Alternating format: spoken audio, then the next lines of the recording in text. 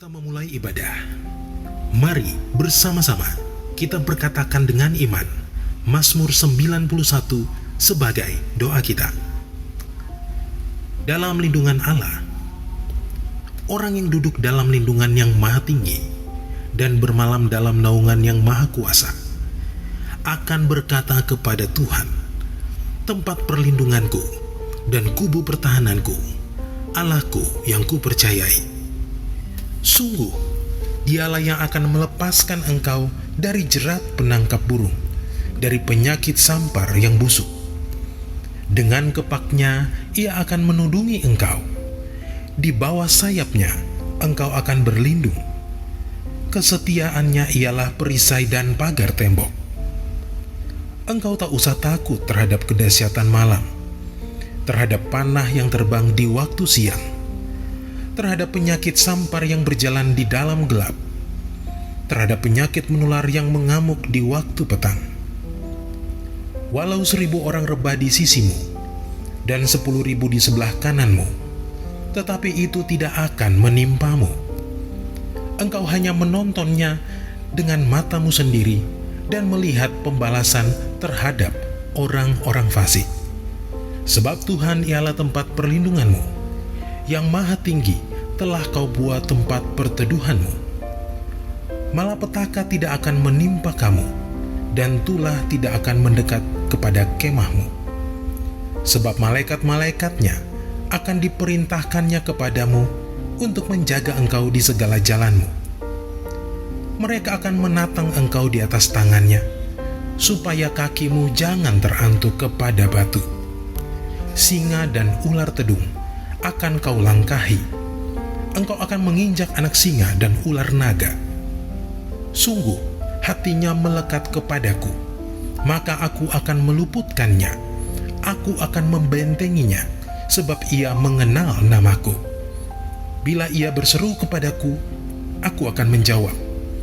Aku akan menyertai dia dalam kesesakan. Aku akan meluputkannya dan memuliakannya. Dengan panjang umur akan kukenyangkan dia, dan akan kuperlihatkan kepadanya keselamatan daripadaku. Selamat hari Minggu, saya percaya kita masuk dalam level kemuliaan yang lebih besar lagi. Pada edisi Voice of Pentecost kali ini, kita akan membahas faith and risk atau iman dan resiko. Berapa banyak saudara yang mau hidup tanpa resiko? Berbisnis tanpa resiko, menikah tanpa resiko, atau untuk yang anak muda, pacaran tanpa resiko sakit hati.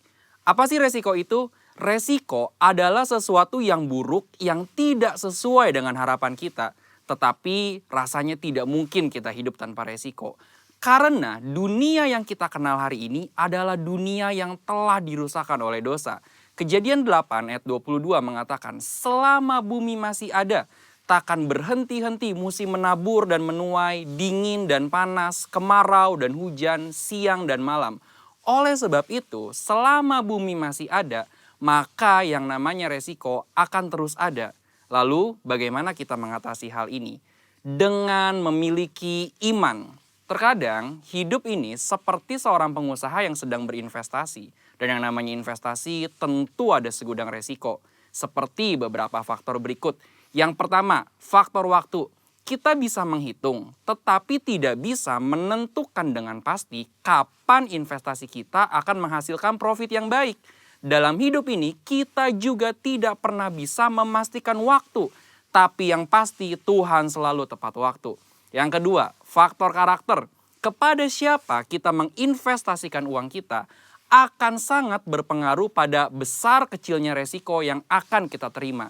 Tetapi apabila kita menginvestasikan hidup kita pada Tuhan, kita tahu Dia adalah pribadi yang sangat dapat dipercayai, bahkan mengasihi kita. Yang ketiga, faktor tak terduga. Sejeli apapun kita mengelola semua resiko dalam investasi, tetap saja ada resiko yang tidak dapat kita duga. Seperti halnya tahun 2020 ini.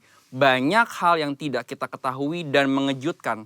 Tetapi Tuhan tahu, maka dari itu memiliki iman menjadi sangat penting. Sama halnya dengan investasi yang memiliki segudang resiko. Hidup kita hari ini juga dipenuhi dengan resiko dan bahaya. tetapi memiliki iman dan menginvestasikannya kepada Tuhan menjadi hal yang sangat penting pada titik ini.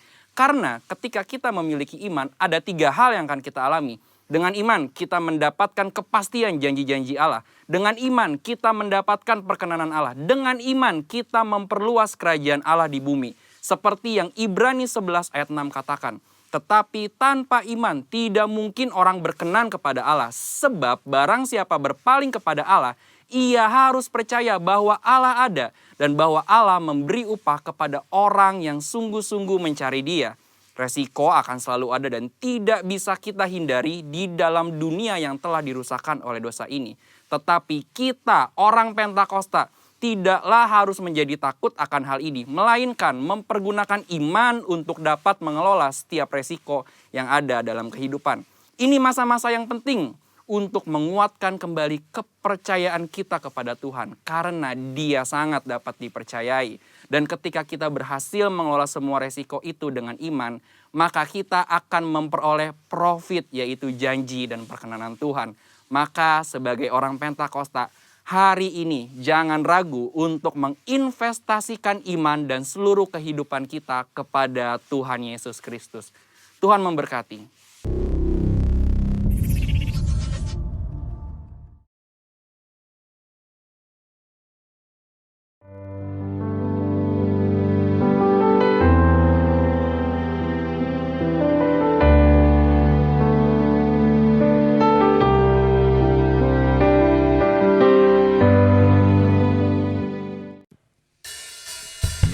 Haleluya, shalom Bapak Ibu semua. Selamat datang di GB House of Favor.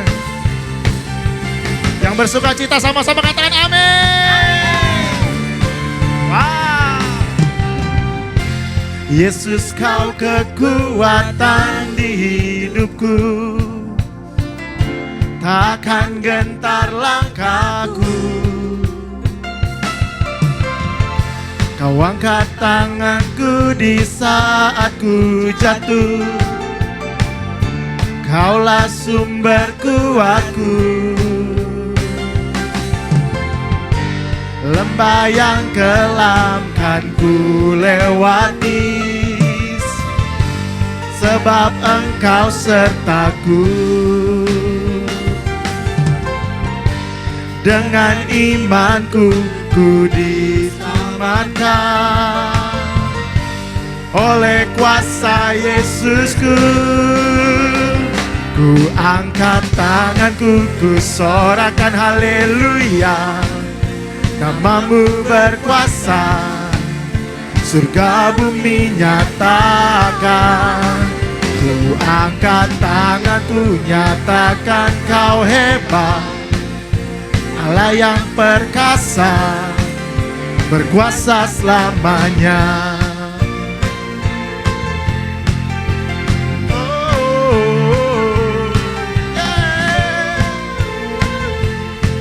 Kau kekuatan kami Tuhan, panggil nama Yesus. Yesus, Kau kekuatan di hidupku, takkan gentar langkahku. Kau angkat tanganku di saat ku jatuh, Kaulah sumber kuatku. Lembah yang kelam kan ku lewati, sebab Engkau sertaku. Dengan imanku ku diselamatkan oleh kuasa Yesusku. Ku angkat tanganku, ku sorakan haleluya. Namamu berkuasa, surga bumi nyatakan. Ku angkat tanganku, nyatakan Kau hebat, Allah yang perkasa, berkuasa selamanya. Yes, Lord. Tepuk tangan sama-sama, biar sukacita Tuhan mengalir di hidup kami.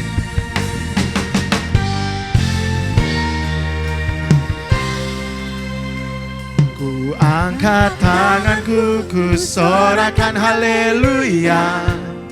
Namamu berkuasa, surga bumi nyatakan. Ku angkat tanganku, nyatakan kau hebat, Allah yang perkasa, berkuasa selamanya.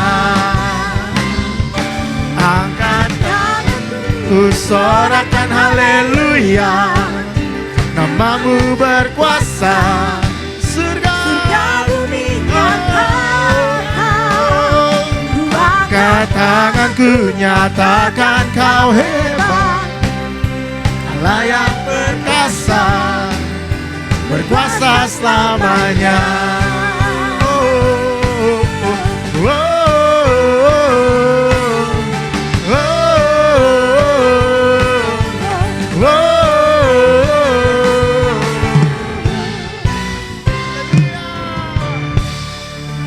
Haleluya.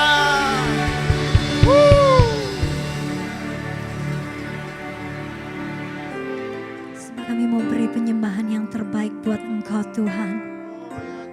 Kami mau beri segala pengagungan buat Engkau, Yesus. Mari sama-sama kita katakan, ku bersyukur, ku bersyukur padamu Tuhan, atas kasih-Mu. Ku bermazmur bagi nama-Mu yang kudus,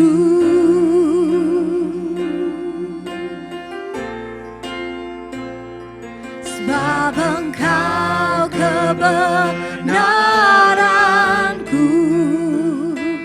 padamu ku percaya.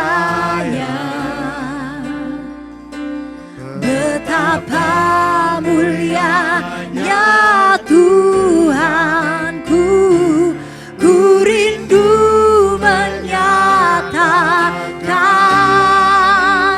tinggikan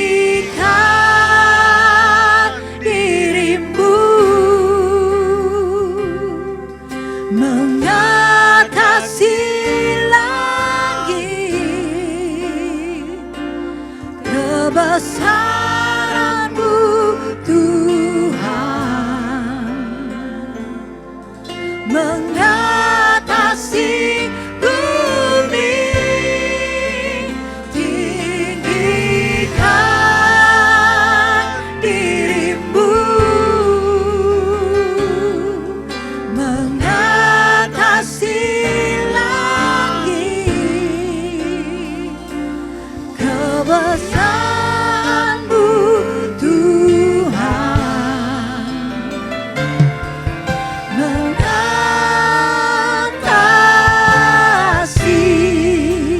bumi. Mari sama-sama katakan, ku bersyukur padamu Tuhan, atas kasih-Mu. Ku bermazmur bagi nama-Mu yang kudus. Katakan, sebab Engkau kebenaranku, padamu ku percaya. Betapa mulianya Tuhanku, ku rindu menyatakan, tinggikan diri-Mu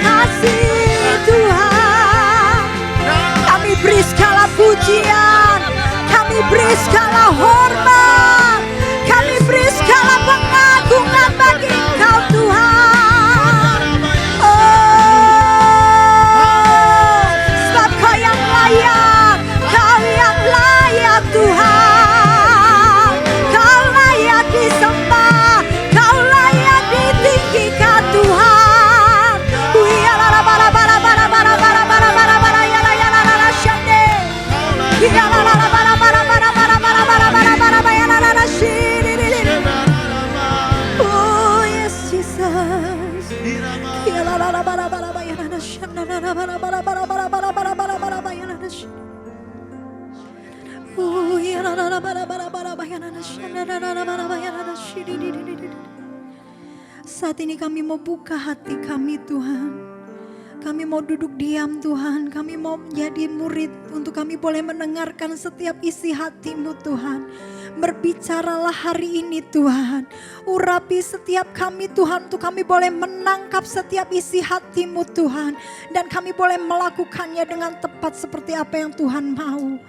Saat ini juga Tuhan kami berdoa berkati untuk hamba Tuhan yang akan menyampaikan kebenaran firman-Mu Tuhan. Pengurapan yang daripada Tuhan mengalir melalui hamba-Mu ya Tuhan. Terima kasih Tuhan, terima kasih ya Tuhan. Dan saat ini Tuhan kami siap untuk kami boleh mendengarkan firman-Mu. Di dalam nama Tuhan Yesus sama-sama katakan amin.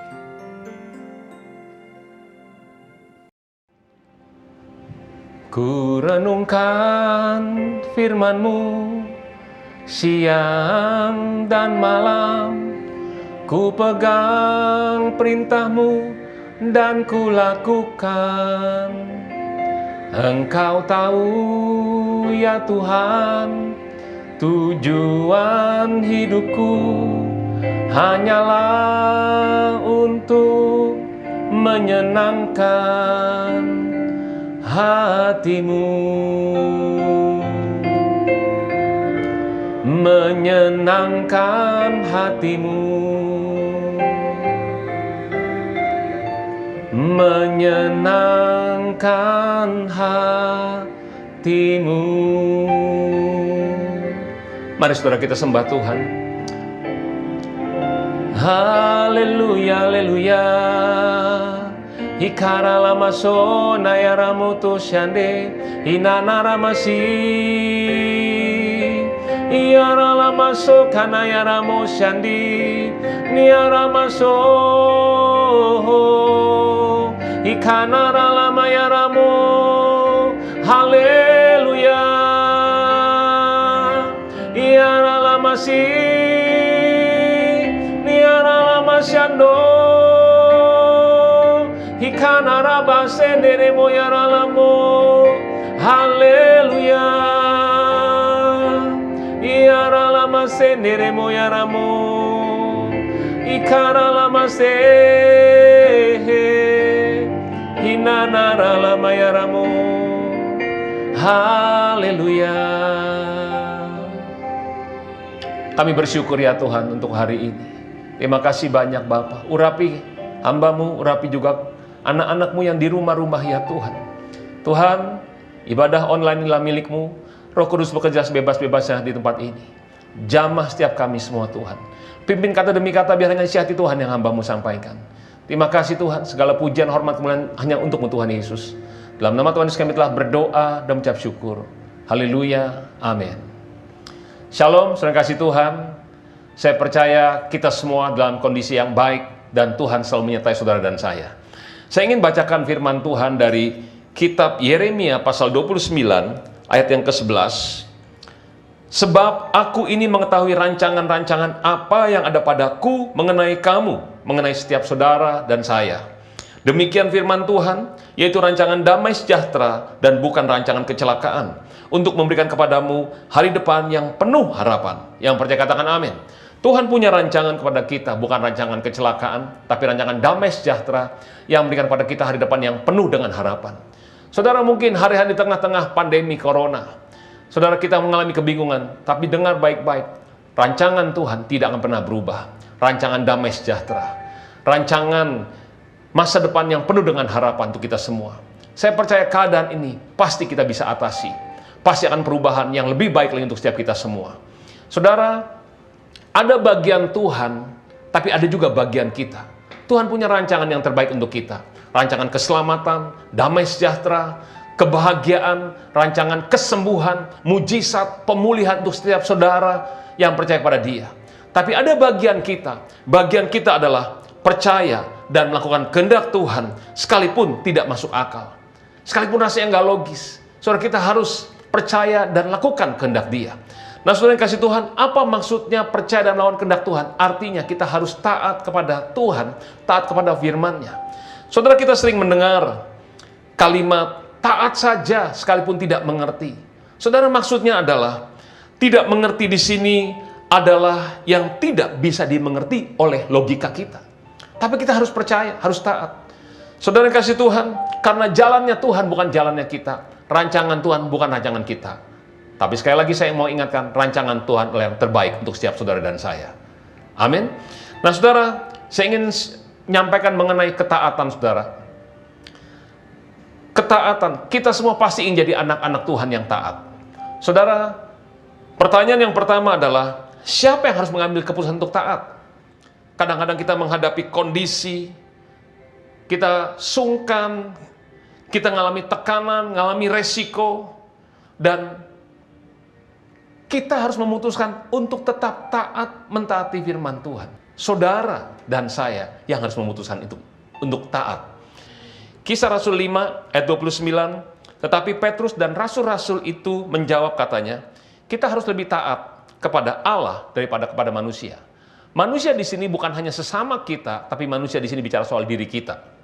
Saudara, kita harus lebih taat kepada firman Tuhan dibandingin kita mentaati keinginan kita, hati kita, kemauan kita, perasaan kita. Yang setuju, katakan amin. Saudara, Yosua 1 ayat 7 dan 8 dikatakan, hanya kuatkan dan teguhkanlah hatimu dengan sungguh-sungguh, bertindaklah hati-hati sesuai dengan seluruh hukum yang telah diperintahkan kepadamu oleh hambaku Musa. Janganlah menyimpang ke kanan atau ke kiri, supaya engkau beruntung kemanapun engkau pergi. Janganlah engkau lupa memperkatakan kitab Taurat ini, tetapi renungkanlah itu siang dan malam, supaya engkau bertindak hati-hati sesuai dengan segala yang tertulis dalamnya. Sebab dengan demikian perjalananmu akan berhasil dan engkau akan beruntung. Di sini dikatakan supaya engkau bertindak hati-hati sesuai dengan segala yang tertulis di dalamnya. Arti kita mentaati firman Tuhan. Dan apa akibatnya? Akibatnya dikatakan perjalanan hidupmu akan berhasil dan engkau akan beruntung. Berhasil yang pertama adalah kita pasti berhasil mengatasi setiap masalah, persoalan, pencobaan yang kita hadapi di muka bumi ini. Tapi berhasil yang kedua, apa sih yang kau kerjakan akan berhasil dan beruntung. Kenapa? Karena Tuhan menyertai saudara dan saya. Saudara, ketaatan yang pertama bicara soal mengasihi Tuhan. Kenapa kita taat? Karena kita mengasihi Tuhan Yesus. Ciri orang yang mengasihi Tuhan adalah taat kepada firman Tuhan. Yohanes 14 ayat 15 sampai 17. Dikatakan, jikalau kamu mengasihi aku, kamu akan menuruti segala perintahku. Tuhan Yesus yang ngomong, kalau kamu mengasihi aku, kata Tuhan, kamu akan menuruti segala perintahku, taat kepada perintah Tuhan. Saudara, kita mentaati firman Tuhan karena satu alasannya, kita mengasihi Tuhan Yesus. Bagaimana kita bisa mentaati firman Tuhan? Gak ada cara lain. Saudara dan saya harus baca Alkitab dan lakukan firman Tuhan. Saudara, ayat ini berbicara kepada saya 20 tahun lebih, saudara.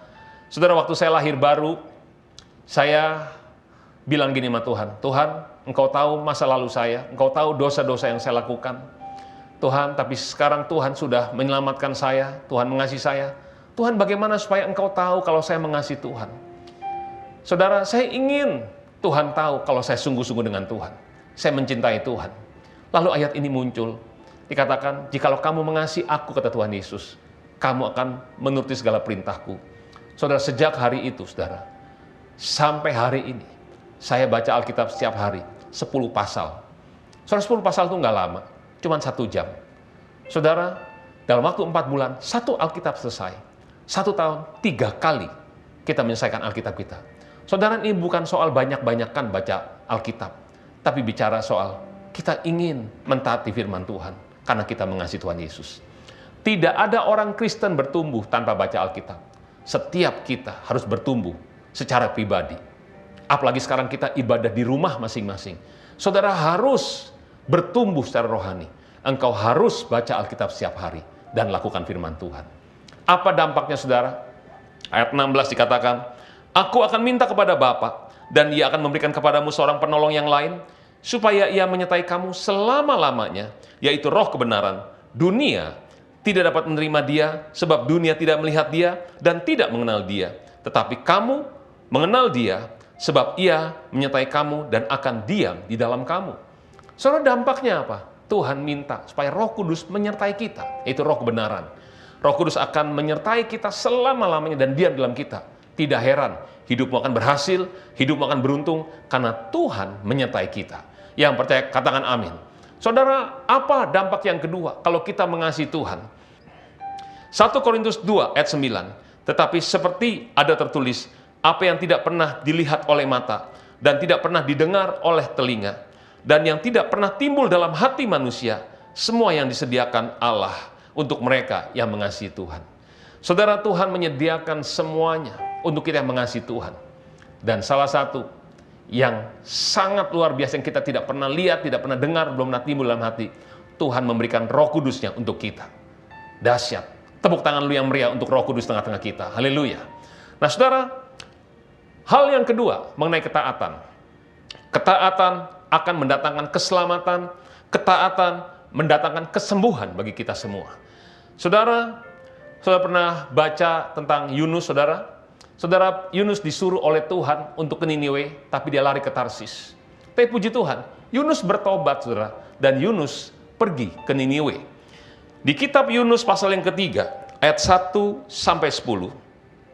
datanglah firman Tuhan kepada Yunus untuk kedua kalinya demikian, bangunlah, pergilah ke Niniwe, kota yang besar itu, dan sampaikanlah kepadanya seruan yang kufirmankan kepadamu.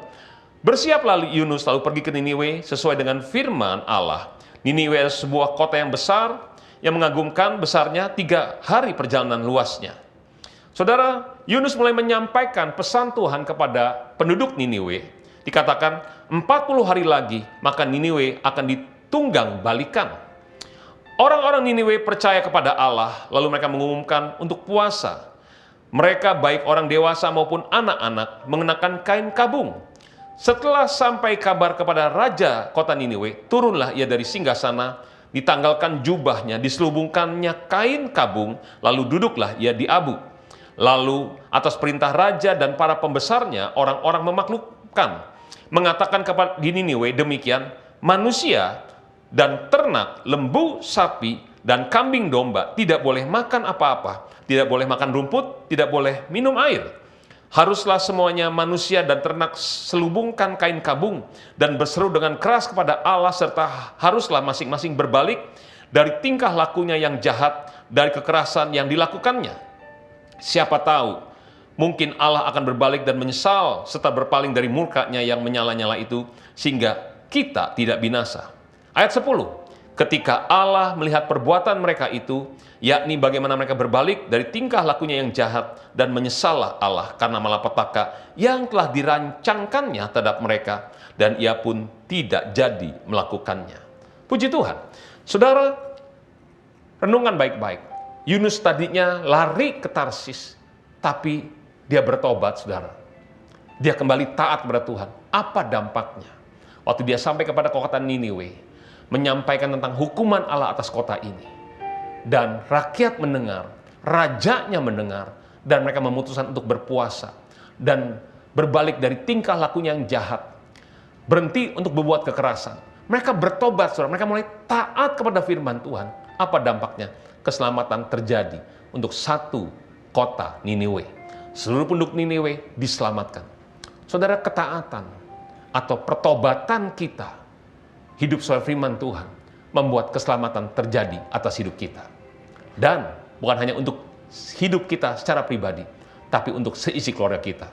Firman Tuhan katakan, satu orang percaya, sisi keluarga pasti diselamatkan. Satu raja bertobat, pembesar-pembesarnya bertobat, seisi kota diselamatkan semuanya. Saudara, ketaatan mendatangkan keselamatan. Saudara, saya percaya kalau di sini ada saudara yang mungkin orang tuanya belum percaya, belum diselamatkan, anak-anaknya, atau suami, atau istrinya. Saya percaya, cepat atau lambat, keselamatan akan terjadi di seisi rumah saudara. Karena ada engkau orang yang percaya, orang yang taat kepada firman Tuhan. Yang percaya katakan amin.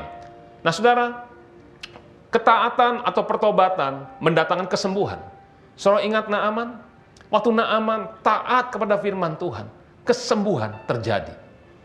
Saudara, sebelum kita pindah ke yang berikutnya, saudara, saya ingin mengingatkan bahwa waktu kota Niniwe mendengar hukuman, Saudara, hukuman yang didengar itu bukan untuk menghancurkan Niniwe, tapi hukuman untuk membuat bangsa ini diselamatkan.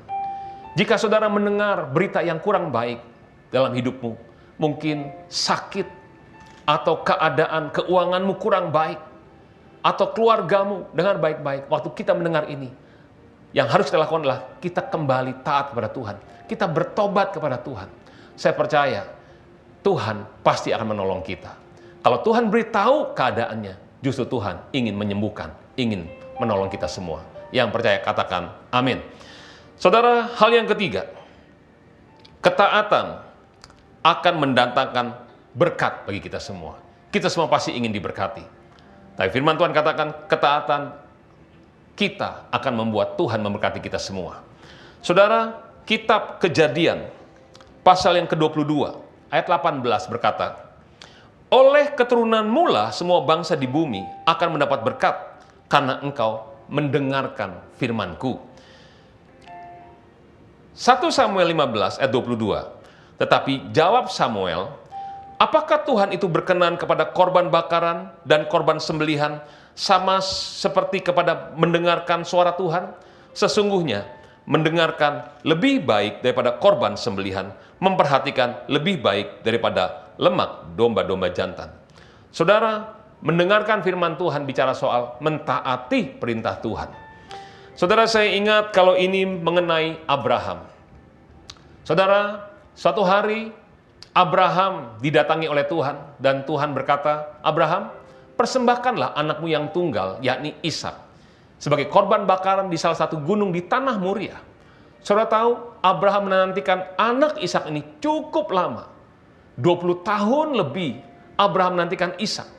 Begitu Ishak sudah mulai besar, jadi anak-anak lucu, saudara ya. Dan Tuhan minta sebagai korban bakaran. Saudara, saya percaya Abraham mengalami pergumulan yang luar biasa.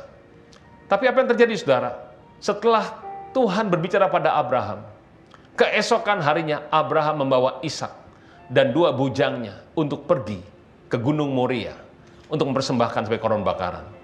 Abraham tidak tunggu 2 tahun yang akan datang, tapi keesokan harinya Abraham segera mentaati firman Tuhan. Saudara, 3 hari perjalanan lalu Abraham berkata kepada 2 bujangnya, dikatakan, kalian tunggu di sini, sebab aku dan anak ini mau sembahyang, nanti kami akan kembali. Abraham membawa kayu dan ditaruh di pundak Ishak, dan juga membawa api dan pisau, saudara. Di perjalanan, tiba-tiba Ishak berkata kepada Abraham, dia bilang, Bapak. Lalu Abraham menyaut, ya anakku. Dia bilang, Pak, kayu bakarnya, pisau, dan api kita sudah punya. Tapi di mana korbannya, Pak? Saudara, kalau saya percaya kalau kita jadi Abraham, hancur hati kita waktu Ishak menanyakan itu kepada kita. Saya percaya Abraham menahan semua emosinya untuk tidak menangis. Dan dia berkata, nanti Tuhan yang akan menyediakan untuk korban bakaran baginya. Terus mereka meneruskan perjalanan. Sampai di tempat yang dituju, Abraham mulai membangun mezbah. Lalu setelah itu, Abraham mulai mengikat Ishak. Saudara, memang di Alkitab tidak ditulis secara detail kronologisnya, tapi saya mulai membayangkan. Waktu Abraham mengikat Ishak, saya percaya Ishak bukan anak yang nakal, yang memberontak, yang melawan. Dia mungkin cuma diam saja. Tapi kan Ishak mulai berpikir, loh kenapa saya yang diikat? Saudara, saya mulai merenungkan, membayangkan. Mungkin Ishak mulai nanya kepada papahnya. Dia bilang, Pak, kok aku yang diikat, Pak? Katanya papa sayang sama saya. Kenapa aku, Pak, yang harus dikorbankan? Pak, aku kan bukan domba, Pak. Katanya Tuhan yang akan menyediakan sendiri. Saudara, saya percaya Abraham tidak pernah bisa menjawab pertanyaan-pertanyaan Ishak itu. Mungkin sembari menangis, dia tetap lakukan. Untuk apa, saudara? Untuk mentaati Tuhan yang dia sembah. Saudara, lalu Ishak diangkat, digendong, ditaruh di atas mezbah. Mungkin Ishak masih terus mengingatkan, Pak, ini Ishak, Pak. Ini anak papa. Saya percaya Abraham tetap nggak bisa apa-apa. dia tetap ambil pisau untuk menyembelih Ishak. Di saat-saat seperti itu, tiba-tiba Tuhan berbicara kepada Abraham. Dia memanggil, "Abraham, Abraham." Lalu Abraham menjawab, "Ya Tuhan." Lalu Tuhan berkata, "Cukup, jangan kau apa-apakan anak itu. Karena aku tahu engkau takut akan daku. Engkau tidak segan-segan untuk mengorbankan anak tunggalmu." Wah, saudara, saya percaya Abraham langsung buka ikatan Ishak.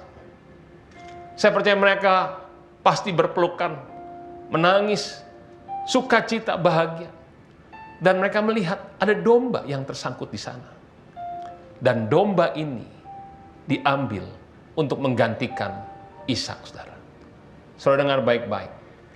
Dari peristiwa ini kita belajar satu hal.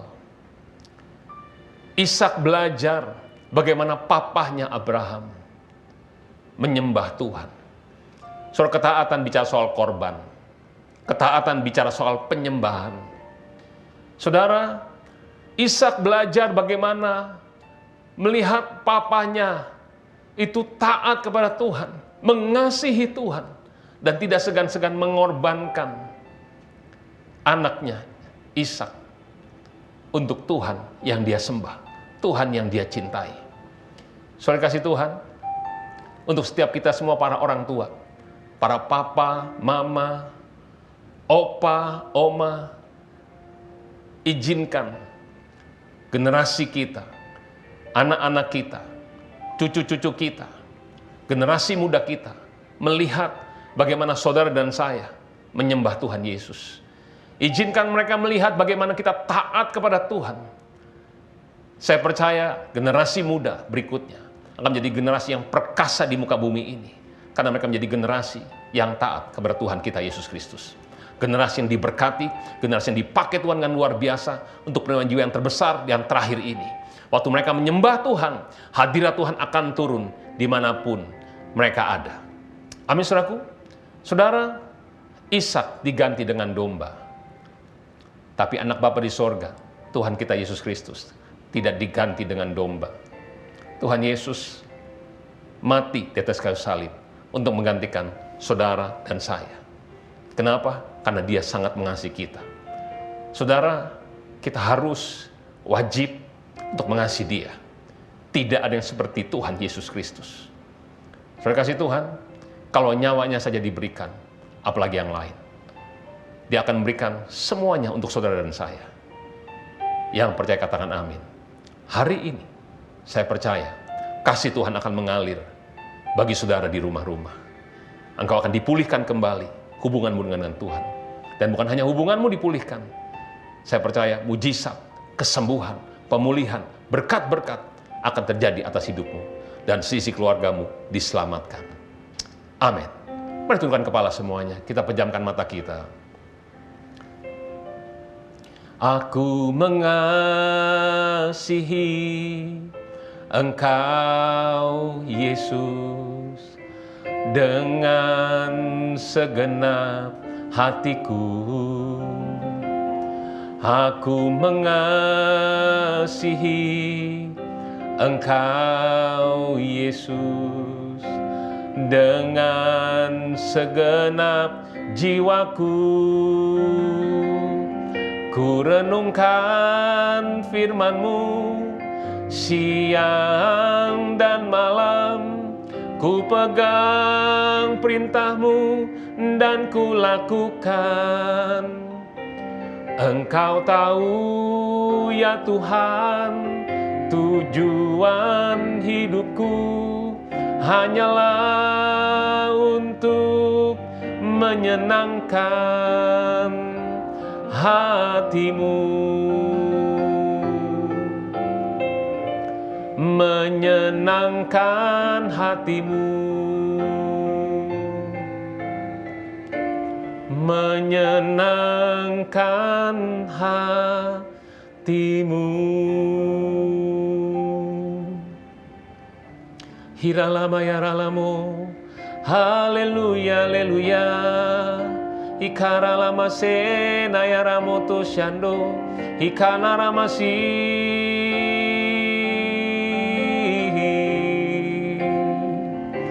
Haleluya, haleluya. Ya Ramasona, ya Ramotus Yande. Haleluya. Saudara, saya tidak tahu keadaan saudara hari ini. Tapi yang saya tahu, saya yakin, saya percaya, Tuhan Yesus sangat mengasihi saudara semua di tempat ini. Dia mengasihi engkau dimanapun kau berada di rumah-rumah. Berapa banyak hari ini engkau berkata, Tuhan, aku ingin kembali lagi dekat dengan Tuhan. Pulihkan aku kembali pada kasihku yang mula-mula kepadamu. Yang mau seperti itu, mari taruh tanganmu di dadamu saat ini. Dan mari berdoa. Panggil Yesus, katakan, Tuhan, pulihkan aku Tuhan. Jamah aku sekarang Tuhan. Mungkin kau sedang kecewa, engkau tawar hati karena keadaan yang kau hadapi. Persoalan yang kau sedang hadapi. Mari saat ini, mohon ampun. Katakan, Tuhan, pulihkan aku kembali Tuhan. Aku yang seperti dulu lagi Tuhan. Dekat dengan Tuhan. Intim denganmu ya Tuhan. Mudah merasakan hadirat-Mu ya Tuhan. Tuhan, jamah aku sekarang. Mari katakan pada Tuhan. Tuhan Yesus, dengar Tuhan jeritan anak-anak-Mu. Seruan anak-anak-Mu ya Tuhan. Dengar mereka ya Tuhan. Jamah Tuhan. Bawa kembali Tuhan. Kami semua dekat kepadamu Bapa. Kami pasti akan dekat lagi dengan Tuhan. Sayangi kami terus ya Tuhan. Sayangi kami terus ya Tuhan. Tuhan, peluk setiap anak-anak-Mu saat ini. Peluk Tuhan. Peluk mereka sekarang di rumah-rumah Bapa. Aku berdoa biar kasih-Mu, hadirat-Mu Tuhan memenuhi rumah-rumah Tuhan. Memenuhi setiap anak-anak-Mu saat ini. Terima saat ini dalam nama Yesus. Terima kasih Tuhan sedang mengalir saat ini. Terima dalam nama Yesus. Terima kasih. Saudara yang butuh mujizat, kesembuhan, pemulihan, berkat-berkat Tuhan, mari berdoa saat ini. Mari minta. Bapa, jamah setiap anak-anak-Mu. Sembuhkan yang sakit secara fisik dalam nama Yesus. Pulihkan Tuhan keuangan mereka. Berikan jalan keluar untuk setiap masalah ya Tuhan. Pulihkan keluarga-keluarga ya Tuhan. Hubungan suami istri, orang tua dan anak, Tuhan pulihkan semuanya Tuhan. Berikan keharmonisan. Tuhan, sembuhkan setiap jiwa ya Tuhan. Yang ketakutan, yang bingung Tuhan. Sembuh, pulih. Damai sejahtera berlimpah-limpah atas hidupmu. Terima kasih banyak Bapa. Terima kasih Yesus. Terima kasih Roh Kudus. Tuhan berkati semua anak-anak-Mu. Tutup bungkus seisi keluarga dengan darah Yesus. Biar seisi keluarga semuanya diselamatkan, dipulihkan, disembuhkan, diberkati. Terima kasih Bapa. Segala pujian, kemuliaan hanya untuk-Mu Tuhan Yesus. Dalam nama Tuhan Yesus kami telah berdoa dan mengucap syukur. Sama-sama kita katakan, amin. Selamat hari Minggu. Tuhan Yesus memberkati saudara berlimpah-limpah. Shalom.